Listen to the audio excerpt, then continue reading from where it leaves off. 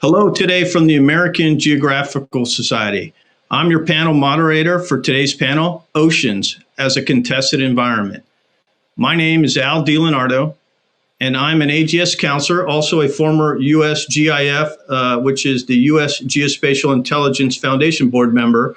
And prior to that, I built two geospatial software companies. With that said, I'm most proud of more than my 2 decades of service to the country as a U.S. Army intelligence officer who was always at the intersection of data and geography for the National Security Agency, NSA, the National Geospatial Intelligence Agency, NGA, and also Joint Special Operations Command.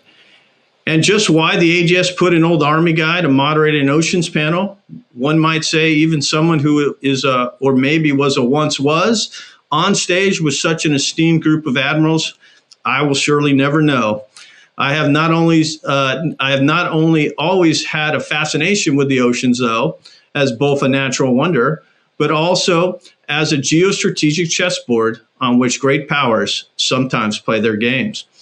I have served in the Horn of Africa, where failed states lead to ocean piracy. I have served in the Gulf, where the Persian Gulf and the Straits of Hormuz are contested in ways that fundamentally shape our military posture on land across the region. And as a former signals intelligence guy, I understand that there's always an ocean fiber line somewhere to protect from foreign manipulation. This actually leaves me with a ton of questions for each of these admirals on this important topic, the oceans as a contested environment. But given the very different institutional roles each of these admirals play in the safety, security, sustainability, and prosperity of our nation, I want to begin by introducing each of them and then asking each of the admirals to give some introductory remarks about the vital trends they see reshaping the geography of our oceans over the coming decades, and perhaps geospatial technology trends that may reshape how we understand this changing ocean. Okay, our 3 panelists today are Vice Admiral Linda Fagan, Commander Pacific Area, U.S. Coast Guard; Vice Admiral Robert Sharp, Director, National Geospatial Intelligence Agency; Rear Admiral Timothy Gallaudet, Assistant Secretary of Commerce for Oceans and Atmosphere and Deputy NOAA Administrator, National Oceanic and Atmospheric Administration, U.S. Department of Commerce. First, I'd like to begin with going deeper into each of their bios. I'll start with Vice Admiral Linda Fagan. Vice Admiral Fagan assumed command of the Coast Guard Pacific Area on June 2018, where she serves as the operational commander for all U.S. Coast Guard missions from the Rocky Mountains to the waters off the east coast of Africa. She concurrently serves as Commander Defense Forces West and provides Coast Guard mission support to the Department of Defense and combatant commanders. Admiral Fagan is the Coast Guard's first ever Gold Ancient Trident as the officer with the longest service record in the marine safety field. Admiral Fagan's previous flag assignments include Deputy Commandant for Operations, Policy and Capabilities, Commander 1st Coast Guard District, and Deputy Director of Operations for Headquarters, United States Northern Command. Admiral Fagan has served on all 7 continents, from the snows and mountains of Ross Island, Antarctica, to the heart of Africa, from Tokyo to Geneva, and in many ports along the way. She commanded Sector New York, with responsibility for all Coast Guard missions in the greater New York metropolitan area. Her additional operational assignments include sea duty on board the U.S. Coast Guard cutter Polar Star and more than 15 years as a Marine inspector. We also have the privilege today to have the Vice Admiral with us from NGA, Vice Admiral Robert Sharp, who is the 7th Director of the National Geospatial Intelligence Agency, NGA. Admiral Sharp leads and directs NGA under the authorities of the Secretary of Defense and the Director of National Intelligence. He became NGA's director in February 2019. Prior to directing NGA, Admiral Sharp served as Commander of the Office of Naval Intelligence and Director of the National Maritime Intelligence Office. During his initial flag assignment, he served as the Director for Intelligence in the United States Special Operations Command. His previous operational tours include deployments with USS Ranger Carrier Air Wing 2, the USS Constellation Carrier Group 2, and the USS Harry S. Truman. Additionally, he conducted multiple deployments to Afghanistan as an intelligence lead of a Special Operations Task Force supporting Operation Enduring Freedom. In fact, That is where I first met the Admiral about 10 to 15 years ago. Admiral Sharp also has numerous short tours that led him to his current position as Director of NGA. Of note, he commanded the Joint Intelligence Center at U.S. Central Command and was in similar roles with U.S. Special Operations and the U.S. Navy along the way. And our third panelist today, Rear Admiral Timothy Gallaudet, who is the Assistant Secretary of Commerce for Oceans and Atmosphere and Deputy Administrator of the National Oceanic and Atmospheric Administration, NOAA. From 2017 to 2019, he served as the Acting Undersecretary of Commerce for Oceans and Atmosphere and NOAA Administrator. Before these assignments, he served 32 years in the U.S. Navy, completing his service in 2017 as the oceanographer of the U.S. Navy. Now, who wouldn't like to have that title? In his current position, he leads NOAA's blue economy activities that advance marine transportation, sustainable seafood, ocean exploration and mapping, marine tourism and recreation, as well as coastal resilience. He also directs NOAA's support to the administration's Indo-PACOM strategy, oversees NOAA Arctic research, operations, and engagement, and is leading the execution of the NOAA science and technology strategies for artificial intelligence.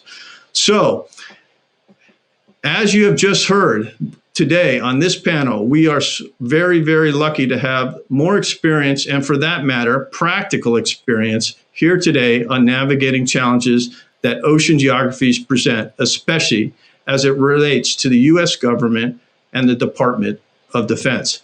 As we transition now to these esteemed admirals, note that we will be talking across a number of fronts that were represented on my map for the ideas of contested oceans, from IUU fishing to protected areas, choke points, sea rise, and how geodata and technology play a role now and in the future trends. So let us begin, and we'll start out with a short presentation by Admiral Fagan. Would you like to begin, ma'am?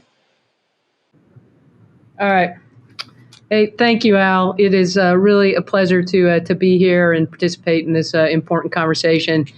And, the Coast Guard is an agency that concurrently has military and law enforcement authorities and provides us a unique role in advancing our nation's homeland security and national defense objectives. And I'd like to first give a brief overview of the U.S. Coast Guard's Pacific area, my AOR, and responsibilities as we talk about the global role in some of the ocean topics that we'll talk about today. Next slide.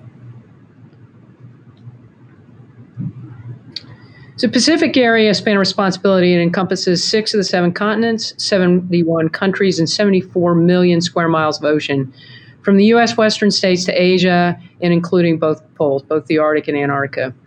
The workforce is about 13,000 active duty reservists and civilian employees, many of them stationed here in the lower 48, but also in Alaska, Guam, and Japan. We have Coast Guard members working around the globe.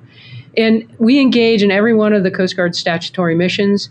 So, for example, in a given day, the men and women of the Pacific area they're deployed into the Eastern Pacific, interdicting drug runners or cutters there now, 365, 24/7 conducting those operations. We guard and protect our critical infrastructure in our nation's ports, the maritime transportation system, where the cruise industry, container ships, tank ships call and help promote the economic well-being of the country. We break ice. We support scientific research in the high latitudes, conduct search and rescue, across the country, in the Bering, helping to protect the commercial fishing fleet. And we engage in fisheries boardings, both off the coast of the United States, but as well into the Western Pacific in support of some of the high seas conventions that pertain to fishing. Our national defense strategy and our national security starts at our coast, and then it projects into the far reaches, and in my case, of the Pacific and both poles.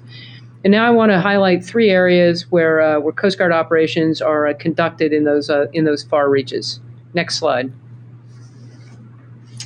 So in the Eastern Pacific, illicit non-state actors have a long tradition of using the oceans to conduct their trade. And Coast Guard's keenly focused on these transnational criminal organizations that use the waters of the Eastern Pacific and the Caribbean to traffic illegal narcotics, predominantly cocaine, bound for the United States. The cocaine arrives in Central America and Mexico from South America, source zone, and it triggers violence, corruption, extortion, and instability throughout the region. In addition, it fuels a devastating drug addiction and drug use issue in the United States. At-sea interdiction of pure cocaine is the most effective way to limit cartels from trafficking their entire spectrum of illicit products. And the Coast Guard is a vital part of this U.S. joint force that combats the illegal drug flow. And we use our authorities to enable these interdictions of smugglers at sea, where the contraband is still in bulk before it's been broken down into smaller loads. So the images in the slide, on the top right slide, this was the Coast Guard cutter Monroe interdicting a narco sub a little more than a year ago. It went viral. It's out there, out there in the internet world, where the members shouting "Alto su barco," and the five counter narcotics or traffickers were interdicted and brought on board the Coast Guard cutter for trafficking. We work with Southcom and the Joint Interagency Task Force South and our fellow DHS components, so CBP, HSI, DEA, FBI, Department of Justice, to investigate, detect, monitor, interdict. It's a cycle of justice that the whole of government approach uses. On the 1st of April, Southcom announced a surge, and we have Coast Guard cutters deployed, as I said, as we're watching and talking about this. We're still working on our FY20 numbers with regard to what we were actually able to achieve. In FY19, we interdicted 208 metric tons of cocaine. That from an individual dose standpoint, it's approximately 4.8 billion individual doses. Those are doses that did not reach the streets of the United States, did not result in overdoses. This is truly life-saving work. Next slide. In the Indo-Pacific and Oceania, moving west through my area of responsibility, the United States is a Pacific nation, and we have been deployed across the Pacific as a Coast Guard for 150 years. It's home to global fish stocks, strategic trade routes, and maritime nations with proud histories, but with limited assets.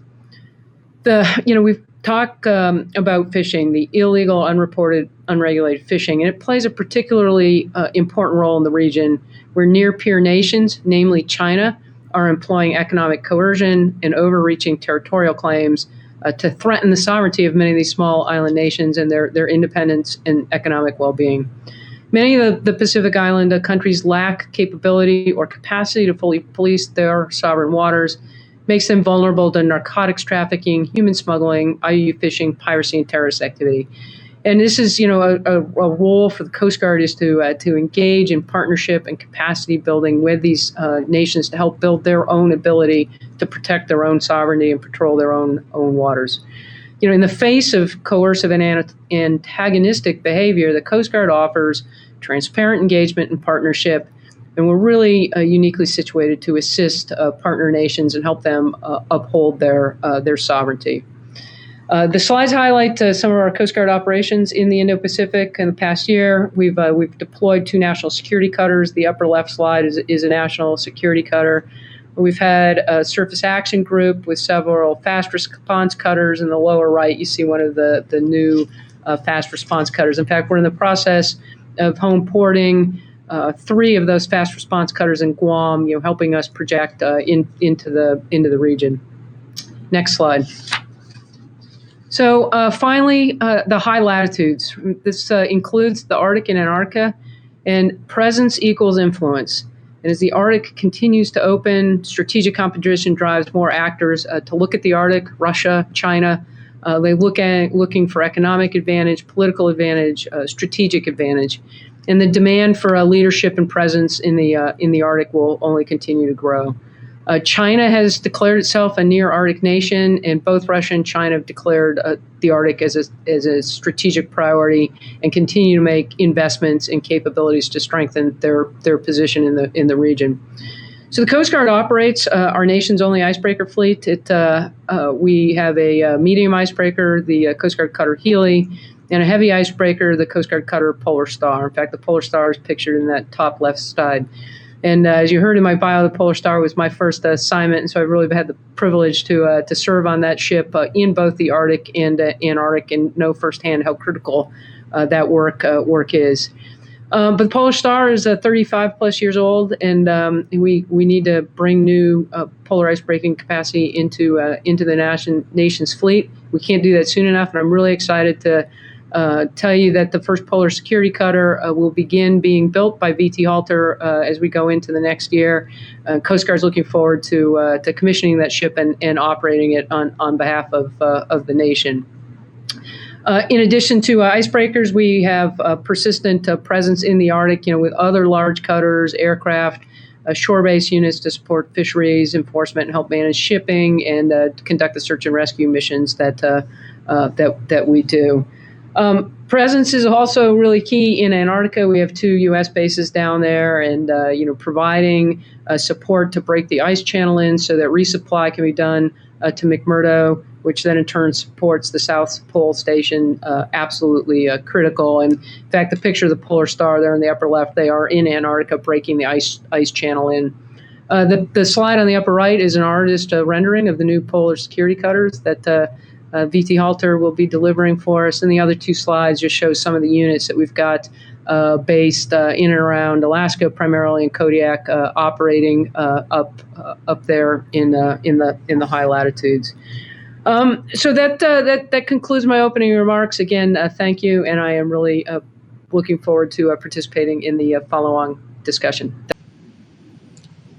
All right. Thank you, Admiral Fagan, for those opening remarks.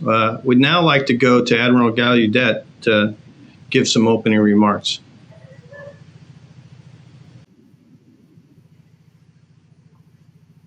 Okay, well, thank you. It's great to be here, and my presentation will be a little bit different here.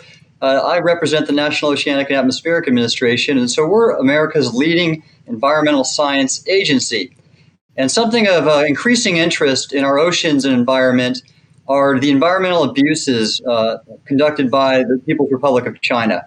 And recently, Secretary of State Pompeo has shown great leadership in talking about what he's observed and what we've documented in our science, and that will be the focus of what I say here. This was all put out in a fact sheet that you see on this first slide by the State Department, and we'll talk about how NOAA is documenting these abuses and calling China to cease and desist because they affect not only the global health of our oceans and environment, but also global security. So next slide, please. So one of the top areas of interest is greenhouse gas emissions. And interestingly, China is really the top emitter of greenhouse gases. In fact, from 2005 to 2019, China has increased greenhouse gas emissions by 80%, while the U.S. has declined emissions by 15%. And in 2019 alone, the U.S. dropped emissions by 2%, while China increased by 3%. So these are big numbers. And we at NOAA are really have the expertise of the world-class scientists that operate the monitoring of these greenhouse gas emissions and the others that you see listed on this slide. And so these stations we have in place in the South Pole, Mauna Kea, American Samoa, and up in Utqiagvik, Alaska. Next slide. Another area of increasing concern are chlorofluorocarbons, or these ozone-depleting gases. And specifically, one in particular, CFC11, we document the global concentration as well as the concentration in different hemispheres, as you see depicted. And in 2018, we documented a notable rise in CFC11. And we were able to do the forensic atmospheric chemistry to determine that was occurring in eastern China. And we brought that to the attention, and this is a violation of the Montreal Protocol, and China is now beginning to address this, and with pressure from the international community. Next slide. Another example is air quality. In 2008, the State Department at the embassy in Beijing installed a air quality sensor on the rooftop of their embassy, and as we suspected, the observations we gathered were that the air quality in China was at dangerous levels, and it was not what they were reporting to their citizens. Conversely, our NOAA Air Resources Lab, in addition with the EPA, we set the gold standard in monitoring air quality and issuing warnings and alerts and predictions to ensure our citizens can stay safe and follow proper protocols whenever air quality standards are reached. And this happens a lot this year, for example, in the wildfire season, but we ensure our citizens stay safe and we maintain transparency and openness, unlike the PRC. Next slide. And then there's the area of mercury in our atmosphere and mercury in our oceans. China's industrial processes, as well as coal production, causes a great deal of mercury to be emitted into the atmosphere and in the oceans. Again, they are not acknowledging the levels of mercury that they're producing and putting into our environment. And so NOAA continues to document that. And we see really dangerous levels in some of our fisheries, certainly the apex predators like bluefin tuna and swordfish, because of the accumulation that occurs up the food chain. So this is really a food security issue in addition to an air quality issue. Next slide. And then there's marine litter or marine debris. There's a lot of talk now and attention into reducing the amount of plastics in our ocean. China is the world's greatest producer of plastics. They're also the greatest producer of marine plastics pollution in the oceans. And you can see this depiction on the right side of the slide about their contribution just from the Yangtze River alone. So to address this, NOAA, in addition to the Environmental Protection Agency, we've announced the release of this federal strategy to get at the global issue of marine litter, primarily plastics, but it includes derelict fishing vessels and other types of pollution. And we just released the strategy last month, and we're really proud of it because it gets at the primary effort of waste management, certainly in these areas of Asia. And so we're working with USAID, for example, to build the waste capacity, the waste management capacity to prevent this really harmful environmental practice. Next slide. Okay, and then there's another very interesting aspect of this. So you mentioned that you're going to be meeting with Kathy Sullivan soon, who has dove into the Marianas Trench as well as being the first American woman to walk in space. Well, she did this with Caladan Oceanic, run by Victor Vescovo, the famous ocean explorer.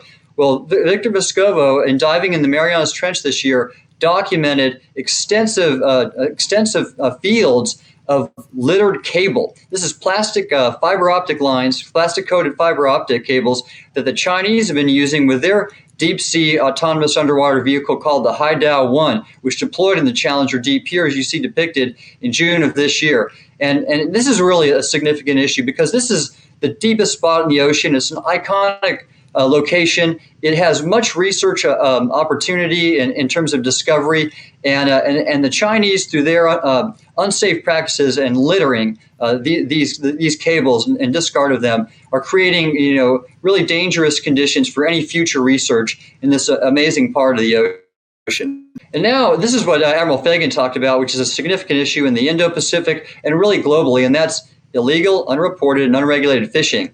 And so on the left here, you see where the U.S. stands in fisheries management. And again, we are the best in the business, and we are really the role model for other nations in sustainable fisheries. We manage our fisheries well. We have very few overfished or subject to overfishing species, as you see depicted. And since 2000, we have recovered 47 economically vital fish stocks. But China, they have depleted all of their fisheries, and that's why their distant water fleet is violating leases with some countries and actually incurring into the EEZs of others unlawfully to fish and catch from these countries. You see this off the Galapagos from Ecuador. You see this in East Africa. And one of the ways NOAA is getting at this in concert with the Coast Guard and other partners is we are applying artificial intelligence techniques with partnership with Vulcan under Paul Allen's company, and we're working to basically identify and document where this fishing is occur using AIS and other data sets to ensure that we can get at the enforcement in a more impactful way. And I announced with the Coast Guard Commandant Admiral Schultz the new illegal, unreported, and unregulated fishing strategic outlook of the Coast Guard just last month, in addition with Admiral Craig Fowler of the U.S. Southern Command. And then there is this water management issue of the Mekong River.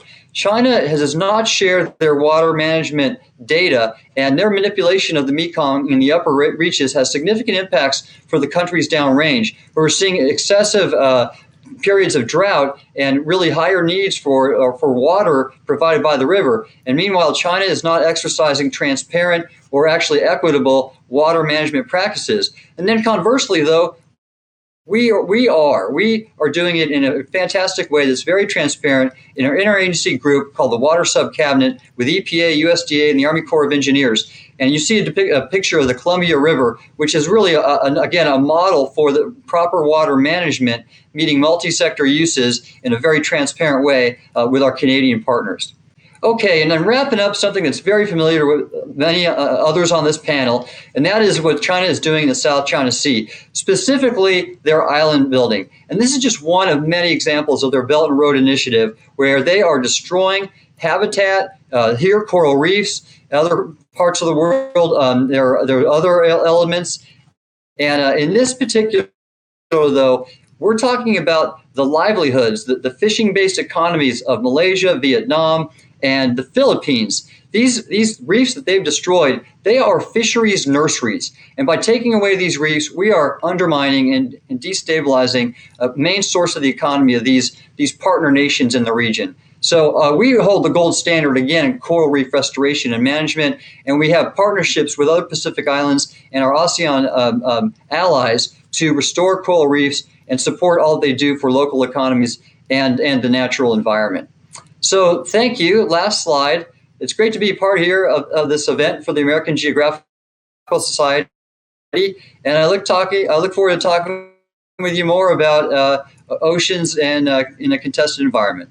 Thank you, Admiral Gallaudet. I don't know, though, before we move on, if I'm more scared or excited to hear more from you, because, that's some tough stuff that you just went through, and look forward to hearing that in follow-on discussions. Now we want to go to Admiral Sharp and have some comments and a video. Please, Admiral Sharp. Hey, thanks, Al. It's great to see you again. And I wish I was there in person, but this is the next best thing. It's a real privilege and an honor to be here for Geography 2050 and to represent NGA. And it's also great to be in the virtual company of such distinguished mariners and co-panelists as Admiral Linda Fagan and Admiral Tim Gallaudet, who are not only great co-panelists, but also great shipmates and great friends. I want to start by thanking American Geographical Society for doing this. It was probably would have been really easy for us to skip this year, but I'm glad we're taking the time to come together and talk about geography, to talk about this planet, to talk about the importance of the maritime domain. In the Navy, we like to highlight for those who aren't mariners the importance of the maritime. The fact that 70% of the ocean is covered by water, right? That 80% of the world's population lives in pretty close proximity to water, and that 90% of our goods that we transfer from one place to the next are transported via the maritime domain. And it's actually over 95% of our ones and zeros that we transfer to communicate, to keep us connected, don't go via satellite. They're transmitted via cables that are going through the maritime domain. So I could be accused of being a little bit biased as a sailor, but the maritime domain really is the lifeblood of the world's economy, holding us together. So it's a great topic. I'm going to use a majority of my time showing you a little video our team put together just a couple months ago. And you can watch this video at our redesigned website, our open website, www.nga.mil. And if you haven't been there recently, I invite you to check it out to see some of the things we're posting, some of the things we're sharing. But take a look at this video, because I think it really does a good job of showing what NGA is, how NGA shows the way. Hope you enjoy it.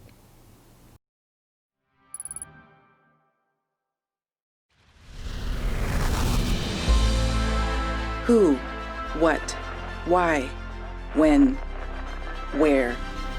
These questions form the foundation of human exploration. They are fundamental to knowing and understanding our world. Their answers are essential to information gathering, storytelling, and problem solving. They have inspired the world's most famous thinkers and pioneers to push past the accepted, the conventional, the ordinary, to reveal truly extraordinary discoveries that have shaped our lives and stirred our imaginations. And they are at the heart of America's security. At the National Geospatial Intelligence Agency, the answers to these questions form the foundation of our mission. Everything on Earth, from its watery depths to its highest peaks, can be measured in space and time, what's known as geospatial intelligence, or GeoInt. Our workforce brings the intelligence to that equation using our capabilities to illuminate options, inform decisions, and act with precision. NGA is a unique combination of intelligence agency and combat support agency. Our work shows the way in the air, the sea, on the front lines of a disaster, from the halls of the Pentagon to the Oval Office. We work side by side with our military services, our nation's leaders, and first responders to provide the information they need when they need it most, allowing them to take action before events become a crisis. Our country's defining moments are times of great determination and exceptional achievement, from the Revolutionary War to the expeditions of Lewis and Clark to landing a man on the moon. In each, you will find geospatial intelligence. NGA and its predecessors have been a part of some of the nation's biggest technological feats and proudest moments. And we've also answered the call during some of its darkest. Who, what, why, when, where. Throughout human history, we've yearned to discover what lies beyond the horizon. The drive to explore our surroundings and understand the Earth is deeply ingrained in our DNA. At NGA, our mission is to answer those fundamental questions today so we can help show the way to a better tomorrow. Our work is foundational, it is advancing, and it is far from finished. We will continue to explore the Earth and also the partnerships, tools, and technologies needed to meet America's geospatial demands. We must and will rise to meet all challenges, exploring where we've been and where we're going, wherever it takes us.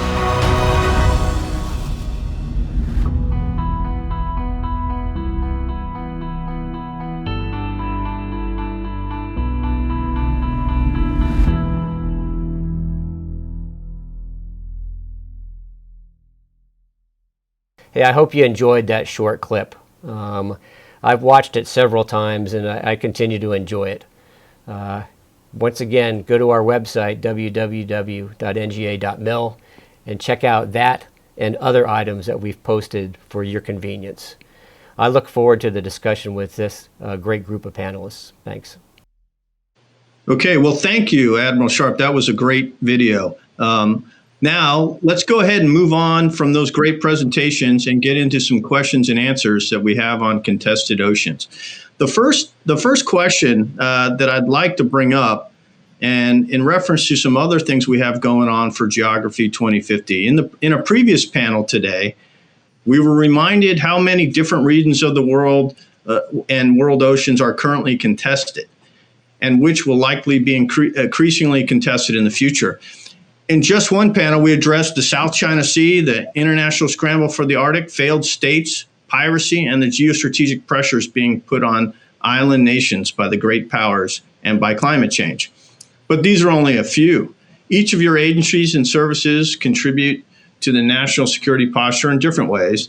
Based on your roles, what do you see as the most underappreciated contested ocean geography as we move into the coming decades, and why? And I'd like to start off, if it would be okay, back with Admiral Fagan, who earlier you mentioned that presence is strategic and important, strategically important in places like the Arctic. And I'd like to see where you could take this for us and maybe go back to presence and strategicness, so to speak. All right, thanks, Al. I want to come back to the Coast Guard's unique authorities. I mentioned them in my opening, and they really are often not that well understood.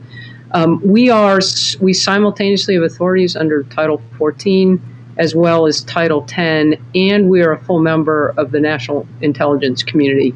So it allows a flexibility and, as I said, a duality to what we're able to do with a Coast Guard ship with Coast Guard personnel wearing multiple hats, executing multiple different operational successes. And one of our really unique value propositions as an organization is one, our ability to support and complement DoD operations and operate alongside our DoD counterparts, but also then to partner and capacity build with nations and model rule-based values and behaviors. And, so I think about a nation like China, who operates, much of what they're doing is sort of below a direct conflict. And Coast Guard sits in a bridge and in a space between DoD and lethality and the Department of State's diplomacy. And so that's really the sweet spot for our forward deployed Coast Guard members. So underappreciated, right? So that it depends on your perspective. And my kind of take or view on the AOR when it comes to underappreciated, it really comes from a perspective of where do we have activities that are significantly challenging international norms, the rule of law, the established maritime governance and norms that we all enjoy in the maritime domain. And so contested zones. From the Coast Guard view, we view it, from a security and an economic perspective, because economic security is national security for many of the nations in the Pacific, and provides foundational to national sovereignty and stability. And so, the three areas I highlighted in my opening, the Arctic and Indo-Pacific are regions where I worry that the rule of law is being undermined by nations seeking self-gain. The Arctic is 1 million square miles of U.S. territorial EEZ. It's a harsh environment, yet you see significant Russian activity both on their side of the Arctic and more recently within the U.S. EEZ, and China and their declaration of being a near Arctic state and their interest. In the Western Pacific, we see challenges to that rules-based system, aggressive defense of excessive maritime claims, as we see with China's 9-dash line. We've talked about IUU fishing as another of those activities in contravention of the rule of law and established norms. And then in the Eastern Pacific, 79% of the drug flow in North America comes through that vector. We're only stopping about 20% of it. On the water, we seize 3 times the amount of cocaine as we do at the land border. But those transit routes and smuggling efforts, those pose direct national security risk. It's a seam that's exploited for the movement of narcotics, but also people, weapons, money, potentially terrorist cells. It's where there is one set of illegal activities, others are often happening in that same space, and again becomes counter to the rule of law and erodes our national security. And so from an uncontested point, right, we need to remain vigilant for and identify actions that are not consistent with our values, that are not consistent with the maritime governance and norms and rule of law that we've all enjoyed, and then those are the areas that we need to remain committed to and focused to as a nation. Thank you. Okay. Great, ma'am. Thank you very much. That was insightful. I think I'd like to go to Admiral Sharp, who certainly, as the intelligence officer here, knows a lot about not only contested areas and choke points in general, but I'd like to throw it over to you, Admiral Sharp, if you wouldn't mind, and then we'll kind of close this question out with Admiral Gallaudet, please. Thanks, Alan. I think Admiral Fagan did a good job of highlighting some of those contested areas and where those challenges are, and as did Admiral Gallaudet in his opening. And I agree. Underappreciated is kind of perspective, right? I think all of us would say that these areas that we're involved in certainly aren't underappreciated by those of us that are in this business of providing security of working with international partners on this. But some of them that come to mind real quickly here for me, it was described the Arctic, the Arctic becoming more congested and more open, which provides opportunity, but also provides challenges. And as Admiral Fagan highlighted, we're a little concerned about China declaring themselves a near Arctic nation. Also, something that was highlighted and mentioned, illegal, unreported, unregulated fishing, or I used to call in my last job, I call it evil fishing, right? Because I could never remember what the IUUF stood for. But when I was the director of National Maritime Intelligence Integration Office and commander of Office of Naval Intelligence, around the globe, when I interacted with a lot of our international partners, one of their primary concerns were people coming into their maritime protected areas and overfishing. And there are longer term security implications associated with that. And I think and we as a government are working with the international community, partnering very, I think, effectively to address that concern. But there's a lot of work still to be done in that area. A third area was highlighted very nicely by Admiral Gallaudet by in his presentation. I loved that he showed an image, right? He showed a before image and an after image of Fiery Cross Reef. And young Ensign Sharp sailed through the South China Sea and through the Spratly Islands, and it looks a lot different now. And it looks a lot different because of deliberate development out there and some militarization on some of the presence out there that is really concerning to us. And then just in general, something that sometimes people don't think about much is maritime territory disputes and how those might play out either peacefully in courts or not so peacefully. And one that we've been watching real closely here with great interest is occurring in the Eastern Mediterranean, right, where Greece and Turkey have different ideas as to where those maritime boundaries are drawn. And it has resource implications, economic implications. And it is resulting right now in increased presence of naval assets, and when you have assets at time of increased strife or increased pressure in close proximity to each other, that can lead to some things that you don't want it to lead into. So those are some things that are on our mind here at National Geospatial Intelligence Agency. All right. No, thank you, sir.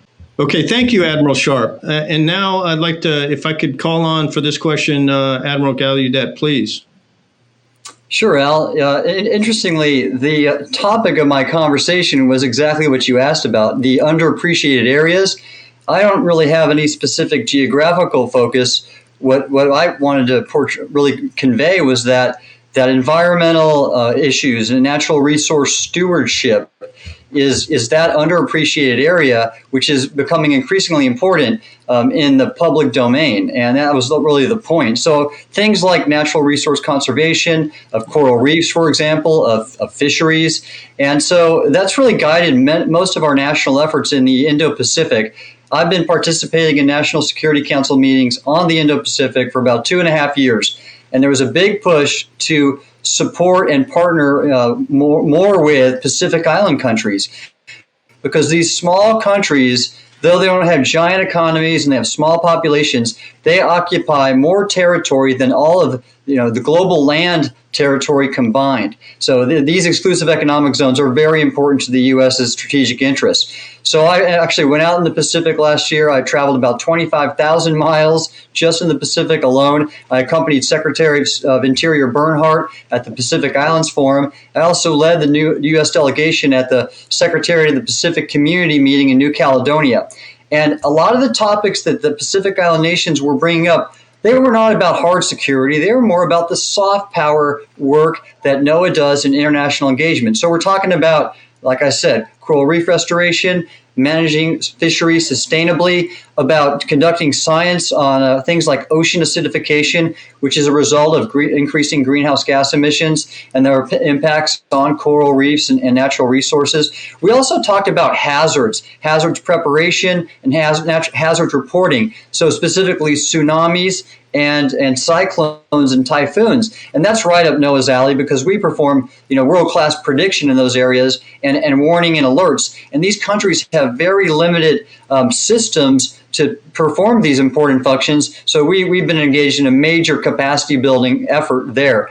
And so that's just sort of this natural resource stewardship, which we've acknowledged as a panel is very important because it supports economies and economic prosperity as a part of national security. And that's been, I think, an area that we're seeing an increased appreciation for going forward. Okay, thank you. No, that really kind of dovetails into some other things that we're thinking about.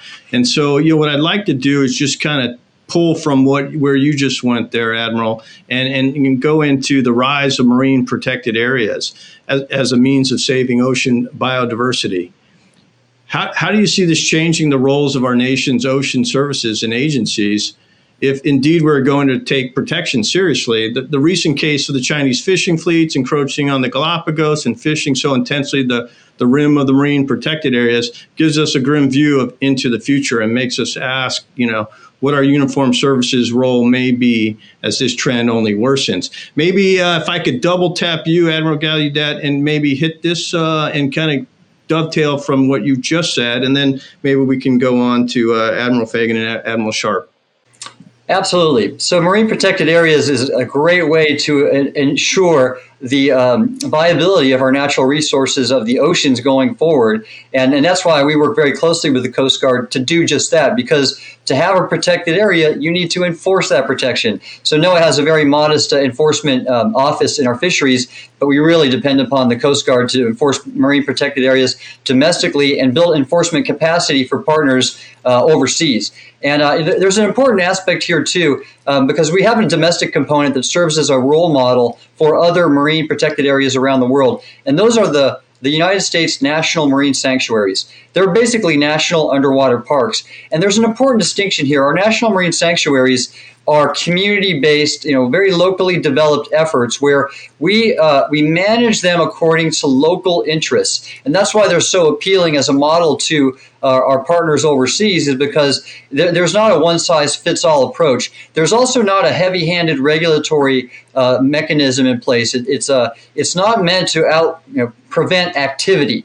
It's really meant to promote activity in a sustainable way. So many of our sanctuaries allow recreational fishing, for example, and all sorts of uses of the sanctuary that are sustainable, whether it be scuba diving, kayaking, canoeing, and certainly an important STEM education aspect. So marine protected areas are how we're going to promote and preserve our natural resources of the oceans going forward in a smart and sustainable way. Oh, thank you, sir. Admiral Fagan, how do you see, as Admiral Gallaudet mentioned, the Coast Guard's role? How do you see the Coast Guard's role or your role in this process around marine protected areas? Yeah, and so, as Admiral Gallaudet pointed out, right, so the Coast Guard is the U.S. lead agency for at-sea enforcement of living marine resource laws. We've been doing it for over 150 years, and we work closely with NOAA and the National Marine Fisheries Service and other international bodies to conduct that enforcement. Marine protected areas, domestic fisheries regulations, and high seas fisheries enforcement. I want to focus a little bit more. We've all talked a little bit about IUUF first. What is this? So, it's illegal, unreported, unregulated fishing. Illegal in the sense that it's done in contravention of applicable law and regulation. Unreported in that it's either not reported, misreported, or, generally just not truthfully revealed the amount of the catch. And then unregulated in that it's executed by vessels without nationality, in management areas where the flag state may not be a party, or in contravention of some of the management schemes that may be there. Admiral Gallaudet was there with the Commandant. He mentioned it when we announced our IUU fishing strategic outlook that's available online. It's out in public domain. 3 lines of effort. One is to promote targeted, effective, intelligence-driven enforcement operations. 2, counter predatory and irresponsible state behavior, and we've talked about some of that already. And then expand multilateral fisheries enforcement cooperation. So let me just touch on the Galapagos case that recently had quite a bit of attention certainly in the news cycle in the U.S.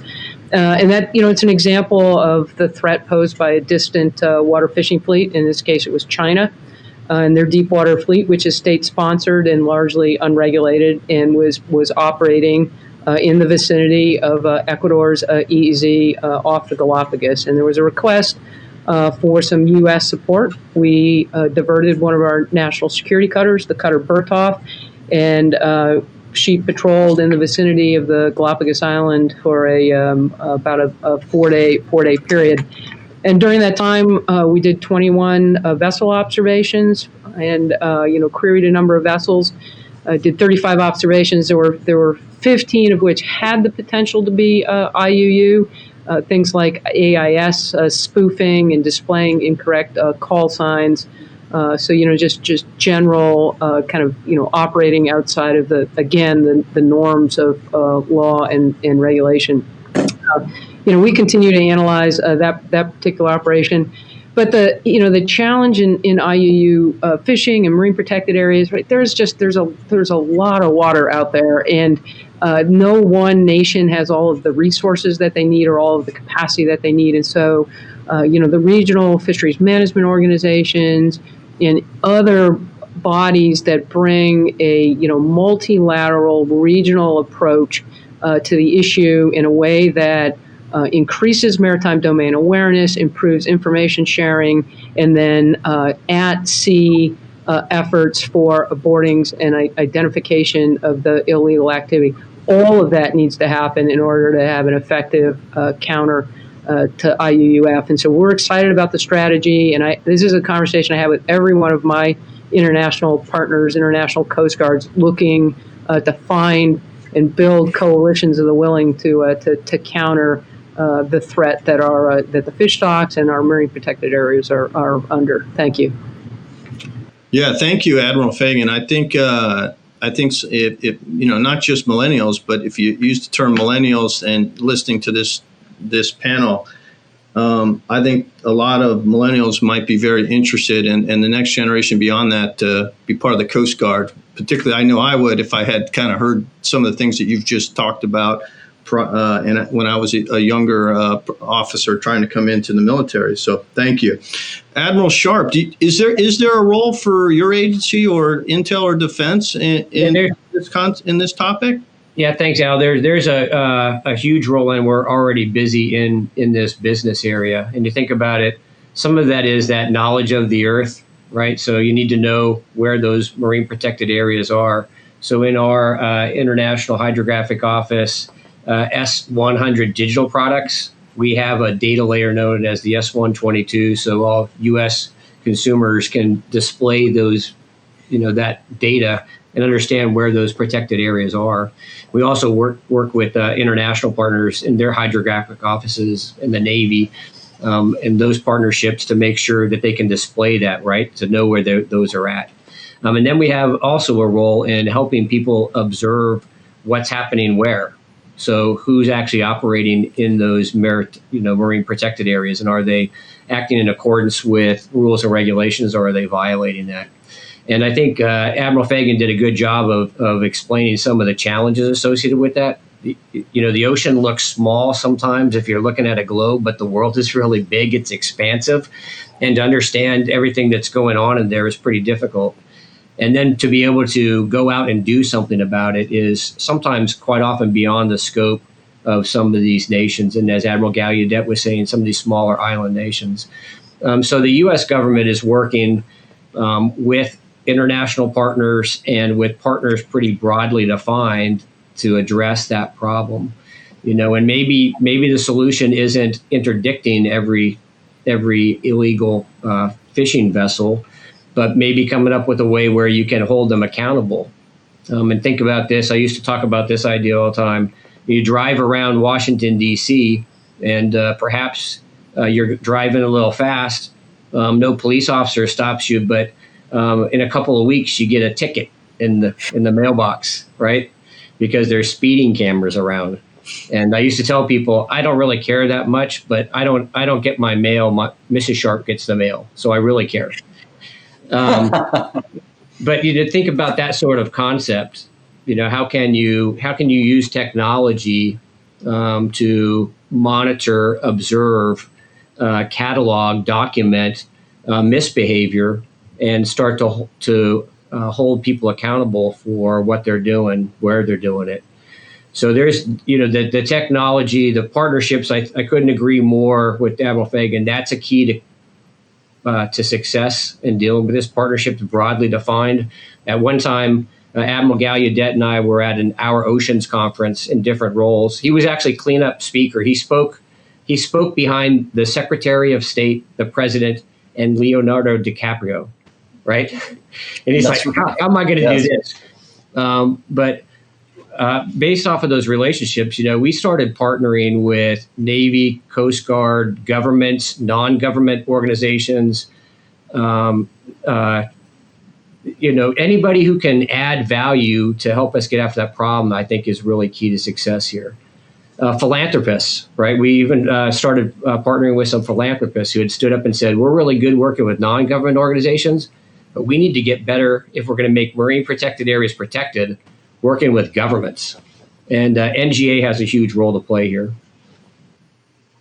Well, no, that is a great dovetail from Admiral Fagan and Admiral Gallaudet. I want to kind of take the conversation and come right back to you, Admiral Sharp. But in the context of Admiral Fagan talking about multinational approaches, multilateral, multi-regional, and some of the things that you just said, I want to turn the conversation a little bit to technology, keep it open-ended, but what innovations in geospatial data and technology do you believe will create, a safer and less contested environment? And maybe, how does that kind of technology and data, possibly, get shared in that multinational, regional approach that maybe Admiral Fagan talked about?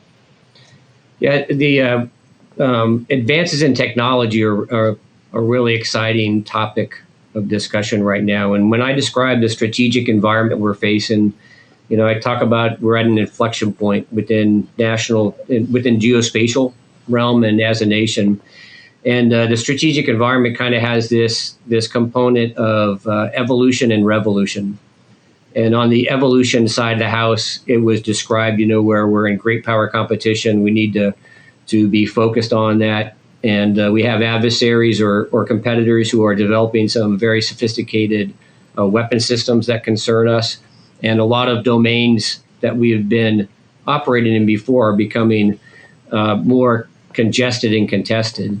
On the revolutionary side of the house, you have this proliferation of ability to sense what's happening where. You also have these exponential increases and improvements in computing power, right?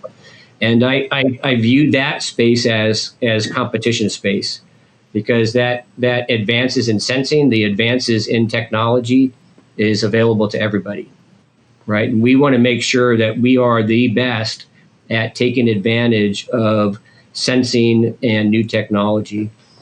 So along those lines, one of the things we issued a couple months ago from our agency was something we called our tech focus areas. And this is normally something that we would have handed out in person to industry and academic partners at a live event at the annual GeoInt Symposium, but it was canceled this year. But we didn't let COVID prevent us from communicating to our partners, so we issued that tech focus areas. And if you go to www.nga.mil, you can find it pretty easily to go to resources. You also can access our tech strategy, which goes into real technical detail as to how we're pursuing that. But some of the things that we're really excited about is being able to partner with machines to leverage them to do what they do, so we can focus the human mind to do what it does best, which is think critically and make sense out of things.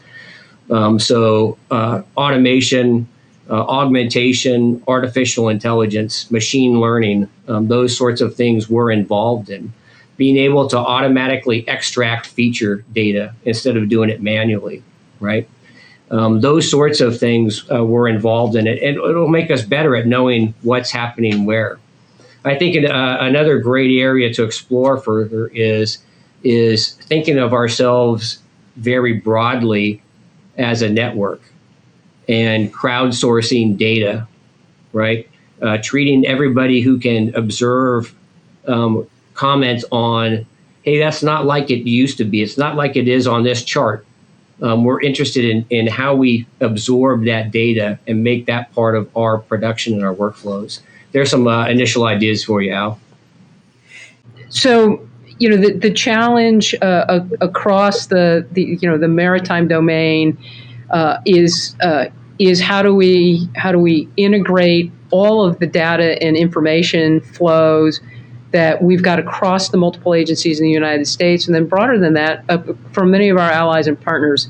The legacy systems were built to retain the data, not necessarily share it, not freely communicate. Our competitive advantage is in opening that data up as broadly as possible and then gaining the advantage in the analysis. So whether it's artificial intelligence, machine learning, turning those bits and bytes and what appear to be just sort of random data cells into knowledge so that we can take action and counter. So when a Coast Guard cutter sails over the horizon to interdict a narco trafficker, or somebody illegally fishing, we're going right out and putting steel on target. We're not wandering around wondering whether we're going to find somebody.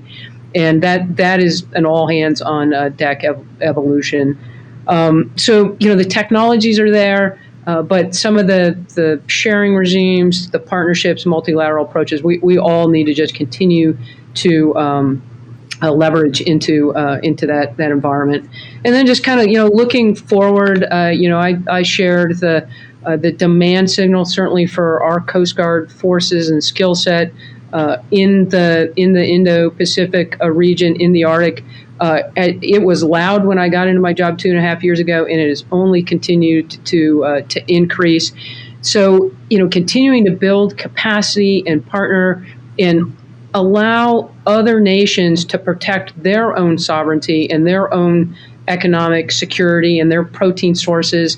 That's the value proposition of the United States, because it's a values-based partnership that we engage in. We don't want something in return. We truly want these nations to succeed in their own right and well-being, and to be able to protect and project their own sovereignty. And so I think the value proposition of what we reflect as a democracy and as a kind of humanitarian organization, country, it's exactly the kind of engagement and partnership that we need to be bringing. I'm focused in the Pacific, but we can pick nations around the world where that just commitment to norms, commitment to governance, and the international order that we have all enjoyed and benefited from. That's where we just need to continue to bring our value and proposition to many nations. And thank you very much. I've really enjoyed participating in the panel. Thank you, Admiral Fagan. We really appreciate those comments on future thoughts. My business partner, Abe Usher, has always said that the U.S. government was great at aggregating data, as you talk about, less good at automating data, and generally great at analyzing it, but never had the automation to really do the right analysis. So, when you talk about future trends, it leads me to kind of come back to that concept, and I'd love to hear from Admiral Sharp and Admiral Gallaudet to kind of close this out on what kind of future trends, as Admiral Fagan led us down for technology and data and understanding of that, might be out there for the future, whether that is population growth, whether that's, climate-induced hazards, automated vessels, whether that's AI like you're doing, sir, Admiral Gallaudet, or, as you as well, Admiral Sharp, along those lines. any technology related future that you see. And if we could maybe, let's go to Admiral Gallaudet and close out with Admiral Sharp, if that's okay. That's great, Al. I could say a few things about this. Well, interestingly, the topic of this whole event is the future trend, and that's our oceans. You're seeing coastal populations dramatically increase, and therefore the strategic significance of our oceans are rising. Look at the U.S. alone. If you were to take all the coastal communities of the U.S. and make them a country, they'd have the third largest GDP in the world. So, the oceans are certainly increasing in importance, and as well as all the other things we mentioned about their source and our dependence on our oceans for food security, for national security, for economic prosperity, and the rising environmental movement and concern for the public and our international partners in conservation. So all of those are pointing to the fact that the oceans matter more than ever. Now, in terms of the future trend of our oceans, I think our ability to manage that, mitigate the threats, and harness the opportunity. That is what we talked about. It is data and technology, and NOAA has S&T focus areas just like Bob has addressed with AI, data, cloud computing and services, drones or autonomous systems, and so we're doing the same. And those are all going to help us make better sense of what's happening with the oceans, and importantly, predict what's going to happen with the environment geophysically, and also what people are going to do about them. That's important, the predictive component. And with our increasing use of cloud computing and supercomputing, we're getting a better handle on our ability to predict. The last thing I'd say that is really an emerging trend, it's not new, but the focus on it has become really important, significant, and that's partnerships. Admiral Fagan talked about this, so did Admiral Sharp, but we've really taken a turn on partnerships, innovative partnerships regarding either technology or shared capacity. We have signed agreements with the Navy on autonomous systems. We've signed agreements with philanthropic organizations like OceanX and Vulcan and the Schmidt Ocean Institute and Oceana, Nature Conservancy, about a dozen in the last year, to advance our mission in a way that we could do much more than we would if it was just us alone. So I think that's one of the big things going forward. No, thank you very much, sir. All right, we have time on our schedule and your schedule to have Admiral Sharp close us out with some final thoughts. And over to you, Admiral Sharp. It's always great going last because you're bound to repeat some of the great thoughts that were provided by others. But on the technology side of the house, we just need to open up the aperture of who we interact with and how we go out. Very similar to what the other panelists were saying, who we go out with and exchange ideas with. And just recently here, NGA announced that we just we're opening up building an innovation lab out in St. Louis at a place called T-Rex, and it's called Moonshot Labs. And it puts us in close proximity to small startups, larger companies are establishing presence there, all with a geotech focus, right? So it's opened up that aperture as to who you exchange ideas with and solve problems with, I think, is a key to success in a positive future trend for us. And then I'll go back to the fact that, as we described here, there are a lot of challenges that we're facing, right? There's a lot of contested areas. I tell the team, the good news is you have job security. The bad news is you have a lot of job security because there are challenges for us to be had. The good news is I think we're up to the challenge. And I think we're up to the challenge based off of the quality of our people and the strength of our partnerships. And I have been schooled in the network to defeat a network approach. And I like to say our network is only limited by our imaginations and our willingness to go out and create meaningful relationships. And I truly believe that we're good at technology, but we're really good at people and partnerships.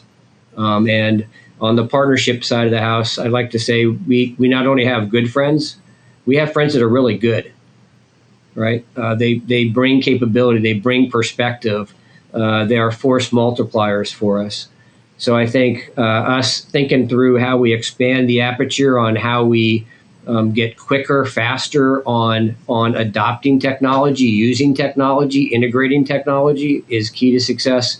And then always remembering that the technology is great, but our core strength is our people and our partnerships.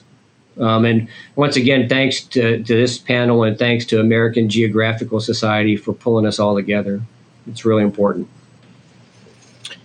Thank you very much, sir. And I'd like to thank all of you here today. Whether we hit some good topics, every topic we wanted to, no, we didn't, but we did hit some good ones on marine protected areas, tech trends, future trends, and a few contested areas.